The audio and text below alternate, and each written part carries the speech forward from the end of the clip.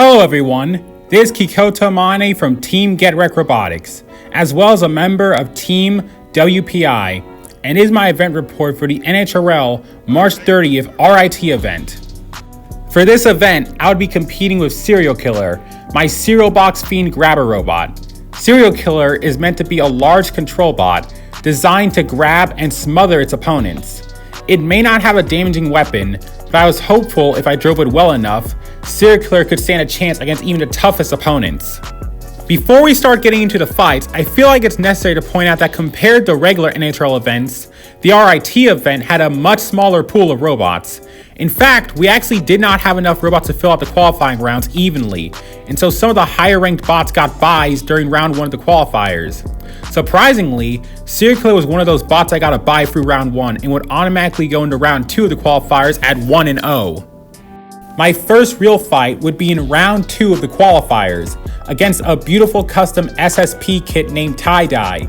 Since neither of us had a real way of doing damage, this fight was going to be decided by who could control the opponent better.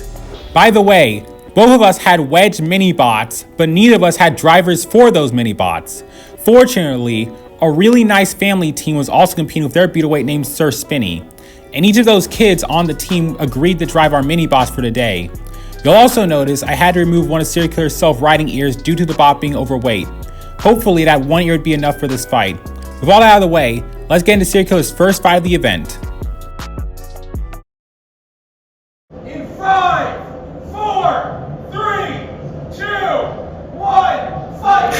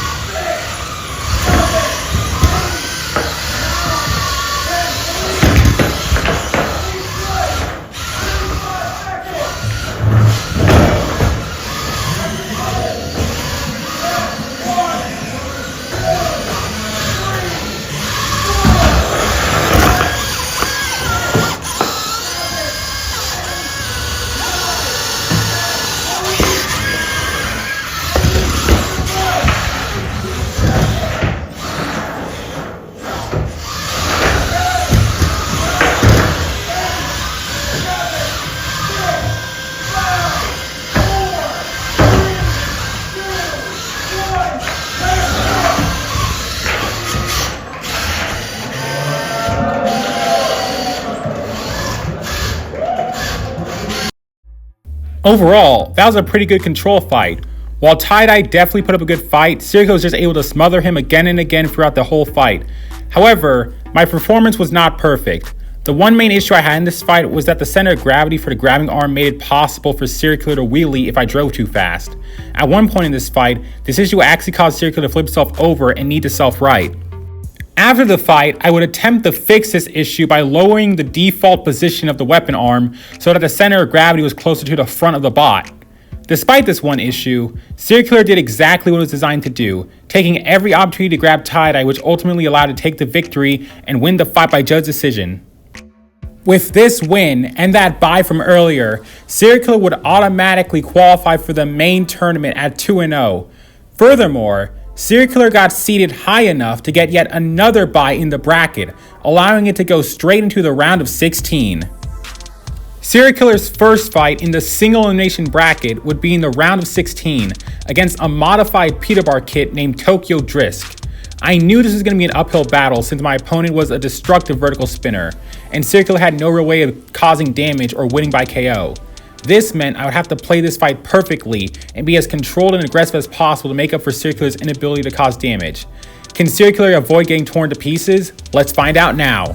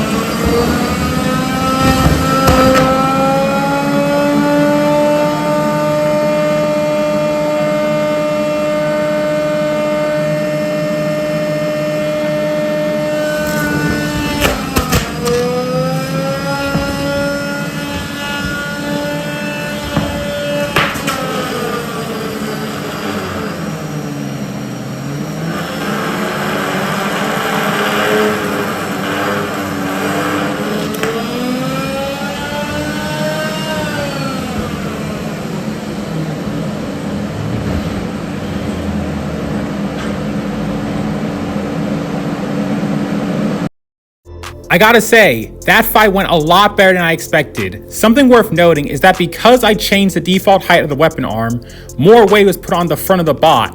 However, this had the unintended consequences of my wheels having less pressure put on them, which made it slightly hard to get traction on the floor. This made driving a little bit harder, but fortunately, I was still able to get some good grabs on Tokyo Drisk in the beginning. Speaking of drive, I was actually able to take out half my opponent's drive system early on.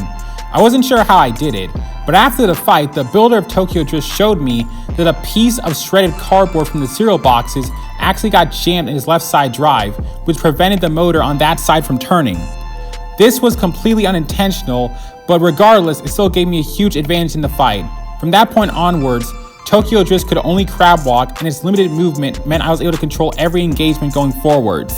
I used this opportunity to grab and pin Tokyo Drisk as much as possible in order to score points with the judges, and it pays off in the end as Serial Killer takes the decision and wins its second fight in a row. Aside from some shredded cardboard and some cuts in TPU, Serial Killer took no real damage in this fight, and all I needed to do was charge the battery and the bot was ready to go. Serial Killer's third fight would be in the quarterfinals, where it would face off against Caldera. Fun fact, the builder of Caldera, Glenn Boxall, is actually the one who offered to drive me to the event when my ride had to cancel. He's a really nice guy, but the same cannot be said for his bot. Caldera is currently the #1 ranked NHRL beetleweight and is possibly the best free pound horizontal spinner on the planet. Caldera hits hard, so I knew I would have to be careful. That's why for this fight, I would be using a titanium anti-horizontal spinner wedge. Specifically, it would be the same wedge the Power Friendship used back in January, the Fend Off Misdirected Aggression, a similar horizontal spinner. Will it be enough to take down one of the most feared beetleweights in the sport? It's time to find out.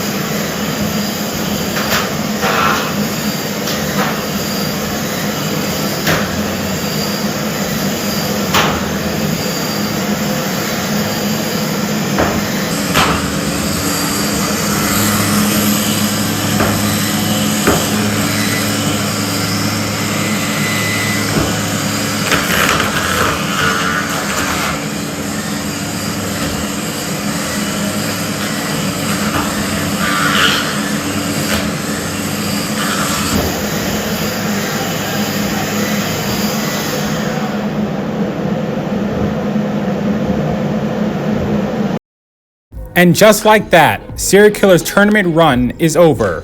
I tried to keep the wedge pointed towards him, and I even got a few good deflections that caused Caldera to bounce around. One of those deflections even managed to get Caldera temporarily stuck on the wall. However, he was able to get down from there and just get back to attacking. From there on then, Glenn showed just how good of a driver he is and managed to get behind me and take out one of my wheels. With that wheel gone, my movement is severely limited, and I just try my best opening and closing the cereal box to try and get some motion and avoid getting counted out. But unfortunately, this leads to me flipping myself over, and because I removed the other self-riding ear to have weight for the wedge, I'm left in a vulnerable spot. This allows Caldera to get the perfect hit in while I'm upside down that just rips out the battery and kills the bot instantly. With this loss, Serial Killer is out of the competition. However, even though Serial Killer was done with the main competition, I decided it would be fun to throw it into a massive rumble with 10 other beetleweights just for the sake of entertaining the audience. I was having issues with the weapon servo after the previous fight, and so I wouldn't be able to freely open and close the weapon during the match, but the drive system was fine, and that's all I needed to have some chaotic fun. Now let's get into the rumble!